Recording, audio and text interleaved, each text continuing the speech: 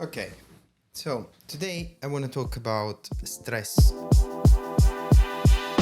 especially for developers. And I have 15 plus years of experience in as a software developer. So I started as individual contributor, then I was leading teams. Now I'm leading multiple teams as head of platform engineering in a large organization. And stress has been a constant. And I want to talk about stress from different angle because I don't think stress is necessarily a bad thing, but we need to learn how to manage it. And during the years, I developed some practices that help me coping with stress.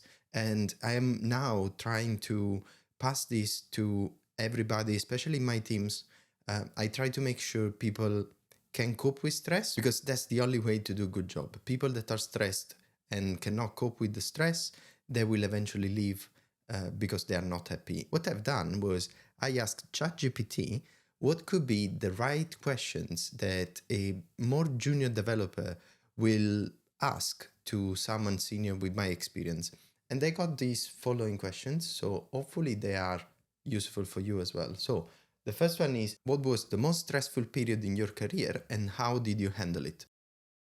So if I have to think about this, I don't think there was a specific stressful period. Probably at the end of every job when I decided to change for another opportunity, my level of stress were peaking. But I think that was more related to my ability to handle it because eventually in every single gig, you will end up in the same situation. So at the moment, where I am at the moment is that every job will give you a dose of stress and every job will have some level of toxicity that you need to understand and learn to handle. So if you are in that situation, I would recommend a couple of things. So first of all, try to take the distance. So take a couple of days off, move away from the normal activities that you do and try to dedicate quality time to reflect.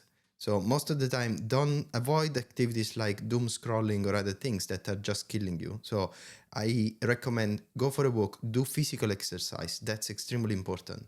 And then think about what you really want and look at your situation for what it is, not for what you think it could be.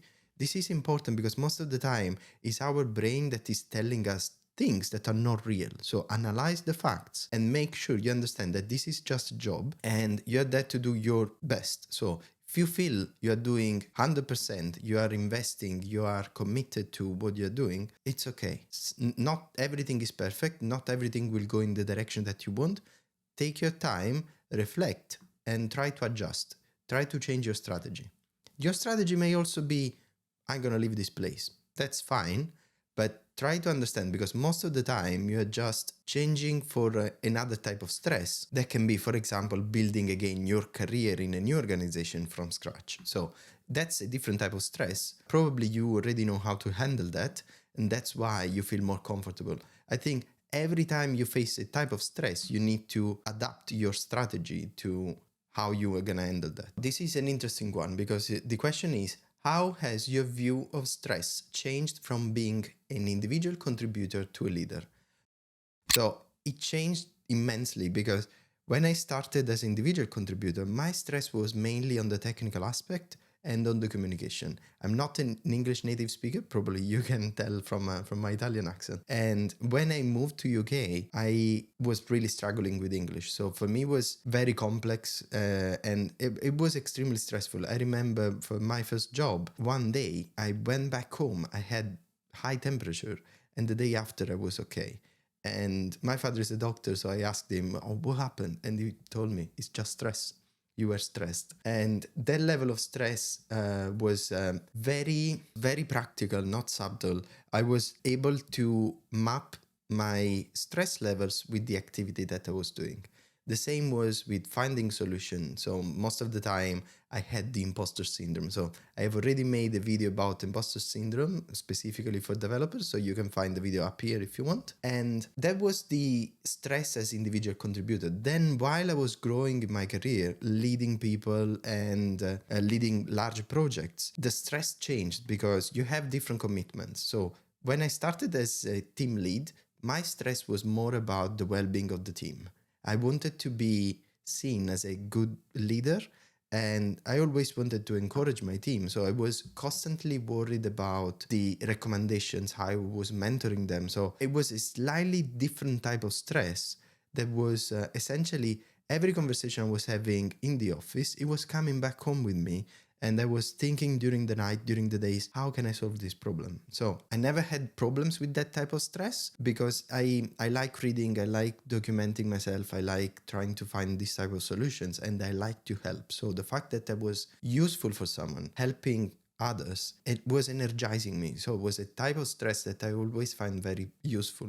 And so now that I'm leading multiple teams and large projects, I think the stress is mainly coming from managing the actual projects because there are so many variables and most of the time these are outside of my control and they will add quite a lot of stress because most of the time these are things that I cannot manage directly or things that are completely independent from what I do. So the only thing I can do is try to anticipate as many scenarios as possible and try to have a plan for each of them. But this is actually what is causing the stress.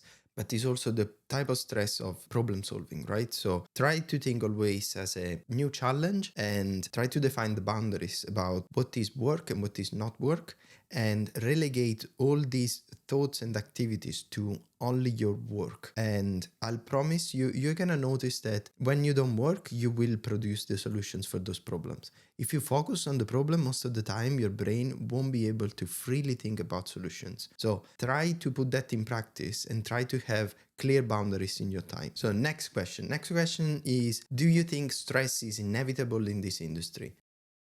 I think stress is inevitable in life. Again, it's the ability of managing the stress that we need to refine. And when you see job ads that say specifically about years of experience, I think the years of experience, this is one thing I never understood at the beginning, right?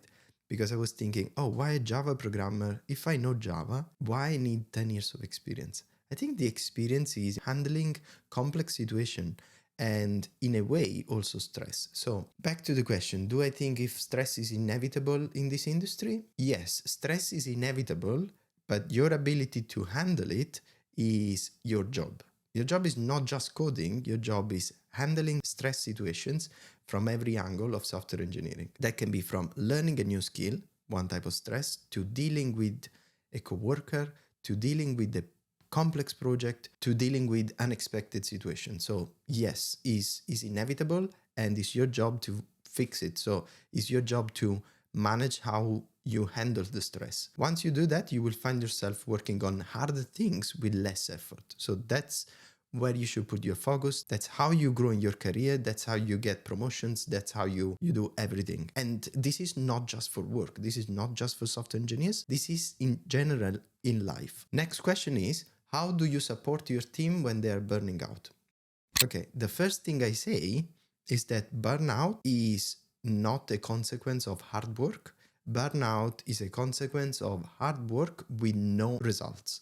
So when you put lots of effort on something and you see minimal results, no results, or even negative results, that's where you're gonna give up. That's when you're gonna burn out. This is the first thing I do when I see some of these red flags in people that report to me or colleagues or people that I mentor.